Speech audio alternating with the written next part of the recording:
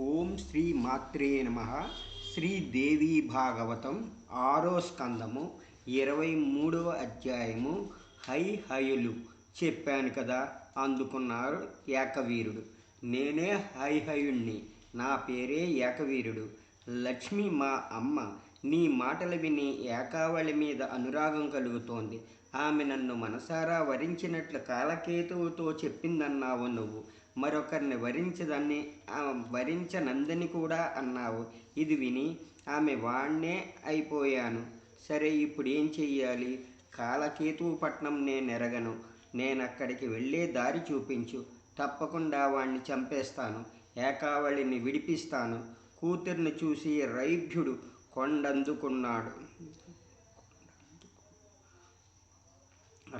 కొండందుకుంటాడు. నీ సాయంతో మా వివాహం జరిగిపోతుంది. చెప్పు, కాలకేతు నగరానికి ఎలా దారి? దేవీ మంత్రం తప్ప మరో దారి లేదు అంది యశోవతి. నువ్వు దీక్షతో జపించు.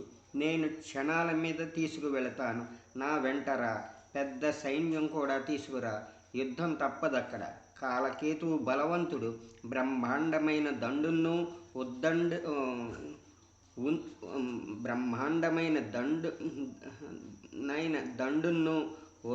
ఉందతడి దగ్గర.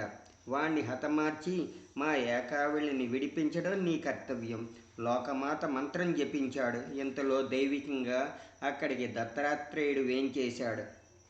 త్రిలోకీ తిలకమని ప్రసిద్ధమైన యోగీశ్వరి మహామంత్రం ఉపదేశించాడతడు. ఆ మహామంత్ర ప్రభావం వల్ల సర్వజ్ఞము, సర్వగమనత్వము లభించాయి ఏకవీరుడికి. ఉత్తర క్షణంలో కాలకేతువు పట్టణానికి బయలుదేరాడతడు. మహానాగులు పాతాళం రక్షిస్తున్నట్లు రాక్షస వీరులు ఆ నగరం రక్షిస్తున్నారు. ఏకవీరుడు, యశోవతి వారితో ఏకవీరుడి పెద్ద రాణువ ఇంతమంది ఉరకలు వేసుకుని రావడం చూశారు. కాలకేతువు దూతలు పడుతూ లేస్తూ వెళ్ళి కాలకేతువునికి ఉప్పందించారు. వాళ్ళు వెళ్ళేసరికి ఏకావళి దగ్గర కూర్చుని బతిమిలాడుతున్నాడు కాలకేతువు. కామంతో అతడి మతిలో లేదు. మహాప్రభో అన్నారు దూతలు. ఆమె గారితో వచ్చిన యశోవతి పారిపోయింది కదూ. అది వచ్చింది. మళ్ళీ ఒక్కతే రాలేదిప్పుడు కూడా. ఇంకెవరినో తీసుకువచ్చింది. రాజకుమారుడిలా ఉన్నాడు వాడు. జయంతుడు, కార్తికేయుడు ఎవడో వాడు. పెద్ద దండు కూడా పట్టుకొచ్చాడు. మా గర్రగా నడుస్తున్నాడు. యుద్ధం వచ్చిందన్నమాట. యుద్ధం చెయ్యాలి. లేదా ఈమె గారి మీద ఆశ వదులుకోవాలి. వచ్చి పడుతున్నారు శత్రువులు. 3 యోజనాల దూరంలో ఉన్నారు. మనం తయారు కావాలి. యుద్ధం బాజాలకి ఆజ్ఞాపించు అన్నారు. అగ్గి మీద గుగ్గిలం వేసినట్లు బగ్గుమన్నాడు కాలకేతువు. వీరాధి వీరులారా, తన దగ్గర ఉన్న రాక్షస యోధుల్ని హెచ్చరించాడు. ఆయుధాలు పట్టుకుని ఎదురు వెళ్ళండి. ఎవడో వస్తున్నాడుట. అటకాయించండి. పొలిమేర దాటి అడుగు పెట్టనివ్వకండి. పోలోమని బయలుదేరారు రాక్షసులు. ఎవడా వస్తున్నవాడు? ఏకావళిని అడిగాడు కాలకేతువు. మీ తండ్రా? మరెవడా? నువ్వు ఔపడక విచారంతో మీ తండ్రే వస్తున్నాడేమో. అయితే చెప్పు, యుద్ధం చెయ్యను. గౌరవంగా కోటకు తీసుకువస్తాను. రత్నాలు, విలువైన వస్త్రాలు, గుర్రాలు కానుకలిస్తాను. ఘనమైన ఆతిథ్యమిస్తాను. మరొకడైతే మాత్రం చంపేస్తాను. వాడి కాలం తీరిపోయిందన్నమాటే. సందేహం లేదు. నేను సాక్షాత్తు యముణ్ణి. నన్నెవడూ గెలవలేడు. తెలియక వచ్చిన మూర్ఖుడు పాదుకల వదిలి వెళ్ళడు. నాకు తెలియదు అంది ఏకావళి. నేనిక్కడ ఉన్నానని వాళ్ళకెలా తెలుస్తుంది? వస్తున్న రాజు నా తండ్రి కాదు. నాకు అన్నదమ్ములు అసలే లేరు. ఇంతకీ ఎవరో ఎందుకు వస్తున్నారో నాకెలా తెలుస్తుంది? వినలేదు. దూతలు చెప్పండి అన్నాడు కాలకేతువు. యశోవతి వాడితో ఉందిట కదూ. అదిగో అది చేసిన పితకలాటకమే ఇదంతా. నెరజాన అది. ఇంతలో మరికొందరు దూతలు పరిగెత్తుకుని వచ్చి చెప్పారు. శత్రుసేన మన పోలిమేరకు వచ్చేసింది. ముట్టడి తప్పదు. పెద్ద సేనతో వచ్చి ఎదిరించు. ఉన్న పలాన లేచాడు కాలకేతువు. సర్వసన్నద్ధుడై రథమెక్కాడు. నగరం బయటికి వచ్చాడు. ఇంతలో గుర్రం మీద ఏకవీరుడు ఎదురయ్యాడు. యుద్ధం ఆరంభమైంది. ఇంద్రుడు, వృత్రాసురుడు ఎలా పోరాడారు? అదుగో అలా ఏకవీరుడు కాలకేతువు పోరాడారు. రకరకాల ఆయుధాలతో కొట్టుకున్నారు. మిగిలిన రాక్షసులు ఫికరు లేకుండా పారిపోయారు. యశోవతి ఏకావళి దగ్గరికి వచ్చింది. ఇద్దరి సంతోషానికి అంతం లేకపోయింది. కాలకేతువు చచ్చాడు అంది యశోవతి. ఏకవీరుడు జగదేక వీరుడు దారుణంగా యుద్ధం చేశాడు. అలసి శిబిరంలో విశ్రాంతి తీసుకుంటున్నాడు. నిన్ను చూడాలనుకుంటున్నాడు. నీ అందచందాలు నేను వర్ణించి చెప్పాను. మన్మధుడనుకో ఆయన. నువ్వే చూద్దువు గాని నీ మీద అనురాగం పుట్టించాను. రా వెళ్దాం, పల్లకి సిద్ధంగా ఉంది. యశోవతి మాటలు విని ఎన్నో కోరికలు మొలకెత్తాయి ఏకావళి మనస్సులో. అయినా సంకోచిస్తూనే పల్లకి ఎక్కి ఏకవీరుడి శిబిరానికి బయలుదేరింది. ఆమె మొహం వాడిన పద్మంలా ఉంది. కట్టుచీరే మలినంగా ఉంది. పల్లకి శిబిరం ముందు ఆగింది. ఏకవీరుడు ఎదురు వచ్చాడు. రా కుమారి, నీ దర్శనం కోసమే 1000 కళ్ళతో ఎదురు చూస్తున్నాను అన్నాడతడు. సిగ్గుతో ముడుచుకుపోయింది ఏకావళి. రాజకుమార, నీతి శిష్టాచారము తెలిసిన యశోవతి ఏకవీరుడితో అంది. ఈమె తండ్రి నీకే ఈమెనిచ్చి వివాహం చేస్తాడు. అంతవరకు ఆగు. ఇప్పుడు ఈమెని తల్లిదండ్రుల దగ్గరికి పంపించు. యశోవతి మాట అంగీకరించాడు ఏకవీరుడు. ఏకావళిని తీసుకుని సేనాసమేతంగా రైభ్యుడి దగ్గరికి పయనమయ్యాడు. అన్నాళ్ళకి కూతురి వార్త విని ఆనందించాడు రైభ్యుడు. మంత్రులతో ఎదురు వెళ్ళి ఏకవీరుడికి స్వాగతం చెప్పాడు. జరిగినదంతా పోసగుచ్చినట్లు వివరించింది యశోవతి. ఏకవీరుణ్ణి సన్మానపూర్వకంగా ఆదరించాడు రైభ్యుడు. ఏకావళినిచ్చి వివాహం చేశాడు. ఘనంగా జరిగింది కళ్యాణ మహోత్సవం. గొప్ప అరణమిచ్చి అల్లుణ్ణి కుమార్తెని సాగనంపాడు. యశోవతి కూడా ఏకావళితో వెళ్ళింది. వైభవంగా భార్యని తీసుకుని తన రాజధానికి చేరుకున్నాడు ఏకావీరుడు. కొన్నాళ్ళకి ఏకావళి నీళ్లాడింది. శుభనగ్నంలో కుమారుణ్ణి కంది. అతడి పేరు కృతవీరుడు. కృతవీర్యుడి కుమారుడు కార్తవీరుడు. ఇది హైవుల కథ. హైవుడు మూలపురుషుడు. అతడి వంశం క్షత్రియ హైవులు. శ్రీదేవి భాగవతం 6వ స్కందంలో ఇది 23వ అధ్యాయం. 24వ అధ్యాయము వ్యాసుడి ఆవేదన. జనమేజయుడు, మునీంద్ర, నీ ముఖపద్మం నుంచి వెలువడుతున్న కథామృతం ఎంత పానం చేసినా తనివి తీరకుండా ఉంది. నువ్వు చెప్పిన హైహయుల కథ అద్భుతంగా ఉంది. భగవంతుడు పురుషోత్తముడు గుర్రం కావటం విచిత్రం. సర్వస్వతంత్రుడైన అతడు పరతంత్రుడెందుకయ్యాడు? ఏమిటి మాయ? వ్యాసుడు, నువ్వడిగిన దానికి సమాధానం వెనుక నారదుడు నాకు చెప్పాడు. బ్రహ్మ మానసపుత్రుడు నారదుడు. సర్వజ్ఞుడతడు, సర్వగురుడు, శాంతుడు, సర్వలోకప్రియుడు, పండితుడు. ఓ మారు అతడు తాళస్వరాలతో వీణ వాయిస్తూ భూమండలం మీద విహరించాడు. బృహద్రంతరాసామం గాయత్రీ గానం చేస్తూ మహతి మోయిస్తూ నా ఆశ్రమానికి వేంచేశాడు. శమ్యాప్రాసంలో అప్పుడున్నాను నేను. శమ్యాప్రాసం మహాతీర్థం. సరస్వతీ నది ఒడ్డున ఉందది. మహామునులు నివసిస్తారక్కడ. ఉన్న ఫలాన లేచి నారదుడికి స్వాగతం చెప్పాను. ఆసనం వేసి అర్ఘ్యపాద్యాదులిచ్చాను, పూజించాను. అతడి మార్గాయాసం తీరాక ఇప్పుడు నువ్వు నన్ను అడిగిన ప్రశ్నే నేను అతన్ని అడిగాను. మునీంద్ర అన్నాను నేను, మిథ్యా జగత్తిది. ఎక్కడి ఏ ప్రాణికి సుఖం లేదు. నా విషయమే చూడు. ఒక ద్వీపంలో పుట్టాను. పుట్టడంతోనే తల్లి వదిలిపెట్టింది. నా కర్మ నేను పుచ్చుకుని ఒక అడవిలో పెరిగాను. కుమారుడి కోసం ఏళ్ల తరబడి ఒక కొండ మీద తపస్సు చేశాను. శివుణ్ణి ఆరాధించాను. శుకుడు లభించాడు. 4 వేదాల సారం అతనికి నూరిపోశాను. మహాజ్ఞాని అయ్యాడతడు. నీ ఉపదేశం వల్ల నాకు పుత్రశోకం కల్పించాడు. పరమలోక మార్గం పట్టాడు. కొడుకా అని మేరుపర్వతం ఎక్కాను.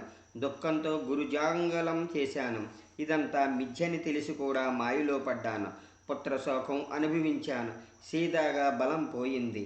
మా అమ్మ సత్యవతి శంతన మహారాజు రాణి అయ్యిందని విని సరస్వతి ఒడ్డున ఆశ్రమం కట్టుకున్నాను. శంతనుడు కాలం చేశాడు. మా అమ్మ వితంతవైంది. రాజకుమారుల బాధ్యత ఆమె మీద పడింది. భీష్ముడు నా తమ్ముణ్ణి చిత్రాంగుణ్ణి రాజు చేశాడు. కానీ కొద్ది కాలంలోనే అతడు మరణించాడు. అమ్మ ఎంతో ఏడ్చింది. ఆ వాళ్ళ నుంచి దుఃఖంతో ఆమె బతుకు గడిచింది. నేను వెళ్ళాను.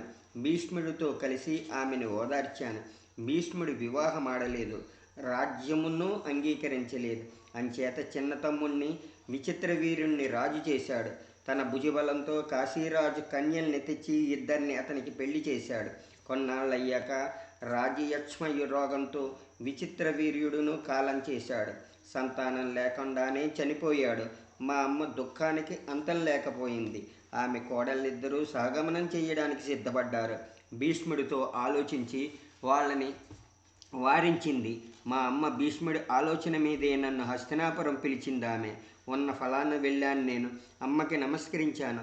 పుత్రశోకంతో పాపం కళ్ళల్లో ప్రాణం పెట్టుకుంది మా అమ్మ. ఏం సెలవు అని చేతులు జోడించి అడిగాను. అమ్మ, నువ్వే నా పరమతీర్థం, నువ్వే నా పరమదేవత, నువ్వేం చెబితే అది చేస్తాను అన్నాడు. భీష్ముడి వైపు చూస్తూ అమ్మ నాతో అంది, నాయన, మీ తమ్ముడు విచిత్ర వీర్యుడు సంతానం లేకుండా కళ్ళు మూశాడు. కౌరవ వంశం ఇంతటితో ఆగిపోవడానికి సిద్ధంగా ఉంది. భీష్ముడితో ఆలోచించి నిన్ను తలుచుకున్నాను. సమాధిలో ఉండి పిలిచాను. ఈ రాజవంశం నువ్వే రక్షించాలిప్పుడు. వంశం లోపించిపోతుందన్న భయంతో బండెడు దుఃఖంతో ఉన్నాను. నీ తమ్ముడి భార్యలు ఇద్దరున్నారు, యవనవతులు వాళ్ళు. వారితో కలిసి ఈ భరతవంశం రక్షించు. సిగ్గుపడిపోయాను. నేను ధర్మ సంకటంలో పడ్డాను. వినయంగా అమ్మతో అన్నాను, అమ్మ, పరస్త్రీని కూడడం పాపం. తెలిసి ఈ ధర్మపదం ఎలా తప్పను? పైగా తమ్ముడి భార్యలు కన్యలతో సమానమంటారు. శాస్త్రాలు తెలిసిన నేను వ్యభిచారం ఎలా చెయ్యగలను? అన్యాయం చేసి కులం రక్షించకూడదు. మనం పాపం చేస్తే మన పితరులు తరించరు. సంసారం నుంచి పురాణ ప్రవర్తకుణ్ణి నేను, లోకానికి ఉపదేశకుణ్ణి. నేను ఈ తప్పు పని ఎలా చేసేది? నా మాటలు అమ్మ పట్టించుకోలేదు. పుత్రశోకం ఆమెను వేధిస్తూ ఉంది. ఎలా వంశం రక్షించాలన్నదొక్కటే ఆమె లక్ష్యం. నాయన, మీ అమ్మని నేను. నా మాట వింటే పరస్త్రీని కలిసిన పాపం నిన్ను అంటదు. గురుజనం చెప్పిన మాట అది. ఏదైనా సరే పాలించటమే కర్తవ్యం, శిష్టాచారమిది. తమ్ముడి భార్యలతో కలిసి సంతానం కను. ధర్మ సూక్ష్మం నిర్ణయించడంలో విశేషజ్ఞుడు భీష్ముడును అమ్మనే సమర్థించాడు. అమ్మ మాట వినడమే నీ ధర్మం అన్నాడు. సంకోచించకుండా నేను జుగుత్స కర్మ చేశాను. ఋతుస్నానం చేసి సిద్ధంగా ఉన్న అంబికతో సంతోషంగా పొత్తు కలిశాను రాత్రి. కానీ నా రూపము అది చూసి రవంత అనురాగం చూపలేదామె. తొలి కైలకుతోనే కళ్ళు మూసుకుంది. అందుకని నీ కొడుకు పుట్టుగుడ్డి అవుతాడని శపించాను. ఉదయం అమ్మ నన్ను అడిగింది, అంబికకు కుమారుడు పుడతాడా నాయనా అని. అమ్మ సిగ్గుతో తల ఉంచుకొని అన్నాను నేను, పుడతాడు, కానీ నా శాపం వల్ల పుట్టుగుడ్డిగా పుడతాడు. నొచ్చుకుంది అమ్మ. ఎందుకని శపించావు అని అడిగింది. శ్రీదేవి భాగవతం 6వ స్కందంలో ఇది 24వ అధ్యాయము. 25వ అధ్యాయము వ్యాసుడి ఆవేదన. జరిగింది చెప్పాను. చెకుతురాలయ్యింది అమ్మ. మరో కుమారుడి కోసం ఆరుతపడింది. నాయన, పుట్టుగుడ్డికి రాజ్యాధికారము నిషేధించాయి నీతి శాస్త్రాలు. అంచేత అంబాలికతో కలిసి కుమారుని కనోంది. అంబాలిక ఋతుమతి అయ్యేదాకా హస్తినాలు ఆగాను. ఆమె ఋతుస్నానం చేసింది. అత్తగారి బలవంతం వల్ల ఆ రాత్రి నా దగ్గరికి వచ్చిందే కానీ సిగ్గుతో ముడుచుకుపోయింది. భయంతో తెల్లపోయింది.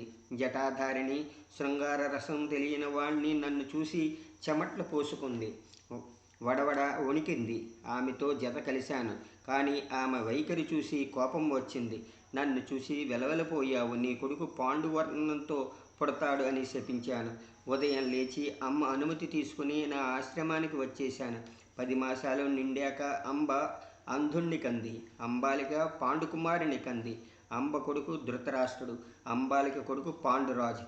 వాళ్ళిద్దరినీ చూసి అమ్మ ఎంతో నొచ్చుకుంది. ఏడాది గడిచాక నన్ను పిలిచింది. నాయన, ఈ రాజకుమారులు రాజ్యానికి పనికిరాని రారోయి, మంచి లక్షణవంతుణ్ణి కను బాబు అంది. నేను అంగీకరించాను.